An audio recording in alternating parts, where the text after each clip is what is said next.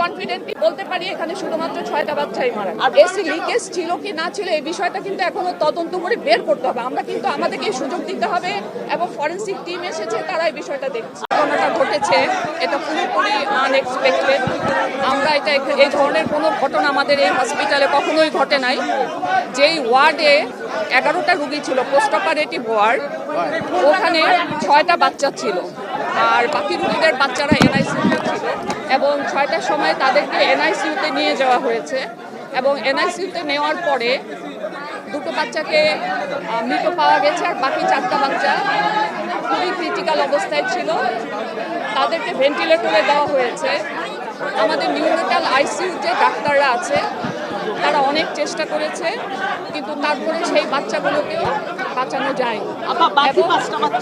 Total 6 জন বাচ্চা মারা গেছে। না, 11 জন রোগী ছিল, 6টা বাচ্চা ছিল, বাকি মাদের বাচ্চা আগে থেকেই কোনো না কোনো কারণে এনআইসিইউতে চিকিৎসা দিচ্ছিল এবং এত দ্রুত ঘটনাটা ঘটেছে যে আমরা আসলে কোনো কিছু দেখারও সুযোগ পাইনি এবং খুব দ্রুত রোগীর লোক এবং নার্সরা সহ সবাই মিলে এটা নিউনেটাল আইসিইউতে বাচ্চাদেরকে নিয়ে গিয়েছে, ভেন্টিলেটরে দিয়েছে, ডাক্তাররা চেষ্টা করেছে কিন্তু বাচ্চাদের এত বেশি শ্বাসকষ্ট ছিল যে বাচ্চাদের বাঁচানো যায়। যেই বাচ্চাগুলো মারা গেছে তাদের বাবা মার কষ্ট আমরা ফেরত দিতে পারবো না, কিন্তু যেন এই ধরনের ঘটনা শুধু এখানে না অন্য কোথাও যেন না হয় এটা অবশ্যই আমাদের তদন্ত করতে হবে।